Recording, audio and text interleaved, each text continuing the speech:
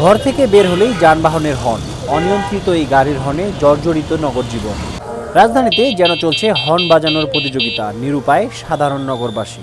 হ্যাঁ, খুব সময়, বেশিরভাগ সময় যে এখনই হর্ন বাজাচ্ছে খুবই বিরক্ত লাগতেছে, কিন্তু হর্ন না বাজানো ছাড়া যে কেউ দেখে সচেতন হয়ে চলে যাবে সেটা কেউ করতেছে না। প্রচণ্ড গরমের মতো যে হর্নের শব্দটা আসে, মানে মাথাটা ঘুরে যায় আর কি হর্নের শব্দটা। বিশেষ করে যে বাস যে আছে, বাসের হর্নটা অনেক হার্ড, এটা অনেক জোরে বাজায়। এটা আমাদের ছোট বা বড় আমাদের সবারই কষ্ট হয় এটা।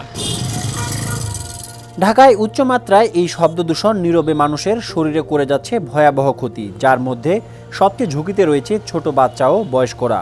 এছাড়া অনিয়ন্ত্রিত এই শব্দ দূষণের ফলে প্রতিনিয়ত নানা ধরনের সমস্যার সম্মুখীন হচ্ছেন পথচারীরা। আমাদের রাস্তা দিয়ে কিন্তু বিভিন্ন শ্রেণীর মানুষ চলাফেরা করে।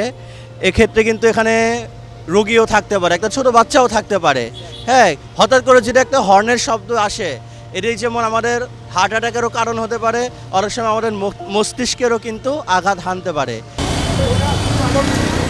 তিলোত্তমা এই নগরীতে নানা কারণে শব্দ দূষণ হলেও এর প্রধান কারণ হিসেবে ধরা হয় মোটর গাড়ির হর্ন, যার ফলে বিরক্ত সব বয়সের মানুষ। এই যে সিটি সার্ভিস বাসগুলো চলতেছে, এটা তো অনেকের লাইসেন্স নাই, কোথায় হর্ন দিতে হবে না হবে, এটা অকারণে হর্ন বাজায়। এদেরকে বিশেষভাবে আমার আইনের আওতায় নিয়ে আসলেই আসলে সম্ভব। অনেক সময় দেখা যায় ড্রাইভাররা, বিশেষ করে বাস ড্রাইভার এবং প্রাইভেট কার যারা আছে, অকারণে তারা হর্ন বাজাতে থাকে। এছাড়া দৈনন্দিন রাস্তায় যাদের কাজ, শব্দ দূষণের ফলে তারাও ভুগছেন নানান শারীরিক জটিলতায়।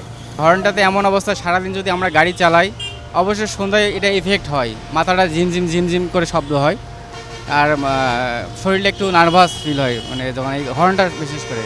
আর শব্দ যদি না থাকতো অবশ্যই শরীরের এই ক্লান্তিটা আসতো না সহজে।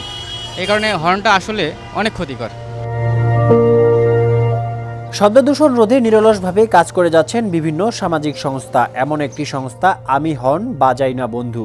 বড় স্বাস্থ্য ঝুঁকির কারণ হচ্ছে শব্দ দূষণ, হ্যাঁ, যেটার সম্পর্কে আমরা সবচেয়ে কম সচেতন। শব্দ দূষণের কারণে যে ক্ষতিগুলো হয়, এগুলোর আমরা কোনো ইমিডিয়েট এফেক্ট দেখি না, তো যে কারণে এটা সহজে আমরা বুঝে উঠতে পারি না। হর্নমুক্ত বাংলাদেশ আরও সুস্থ বাংলাদেশ, এটা হচ্ছে আমাদের একটা গ্রুপ আছে, সচেতনতামূলক একটা গ্রুপ আছে। এই গ্রুপটার স্লোগান, গ্রুপটার নাম হচ্ছে আমি হর্ন বাজাই না বন্ধু। আমি আসলে হর্ন বাজাই না, কারণ আমি গাড়ি চালাই না, আমার গাড়ি নাই। আমি পাবলিক পরিবহনে চলাফেরা করি বলেই আসলে হর্নের যন্ত্রণাটা আমি বেশি টের পেয়েছি।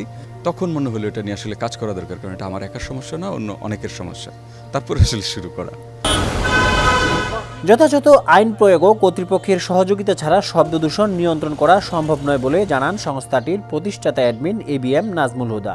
বেশ কিছু আইন আছে যেটা আমার মনে হয় এখনো পর্যন্ত যথেষ্ট, হ্যাঁ, আমাদের হর্ন প্রসঙ্গে, হাইড্রোলিক হর্ন প্রসঙ্গে ইত্যাদি, কিন্তু সেগুলো আসলে প্রপারলি পালন করা হয় না। সো কেন হয় না, এটা আমিই করি না বা আপনি করেন না, বা আপনি না করলে আমি আপনাকে আসলে আইন প্রয়োগকারীর জায়গা থেকে ঠিকমতো ডিল করি না আমাদের বাস্তবতার কারণে। সেই জায়গাগুলো আমাদের আসলে সংস্কার হওয়া খুব জরুরি। জনসচেতনতা বৃদ্ধি এবং সরকারি বেসরকারি প্রতিষ্ঠানসমূহের ঐক্যবদ্ধ কর্মপ্রচেষ্টার মধ্য দিয়ে প্রাপ্ত দিক নির্দেশনা শব্দ দূষণকে নিয়ন্ত্রণের পর্যায়ে নিয়ে যেতে সহায়ক হবে বলে জানিয়েছেন তিনি। এই বিষয়ে আমরা সচেতন হতে হবে। তখন আমি চাইলেই তো আর আপনি সচেতন হচ্ছেন না। সরকারি, বেসরকারি, ব্যক্তিগত বিভিন্ন পর্যায় থেকে যে যেভাবে বুঝবো, আমরা এই সচেতনতার বার্তাটা ছড়াইতে হবে, যত বেশি মানুষকে এটা রিচ করা যায়। বিনায়ক রহমান, সমকাল, ঢাকা।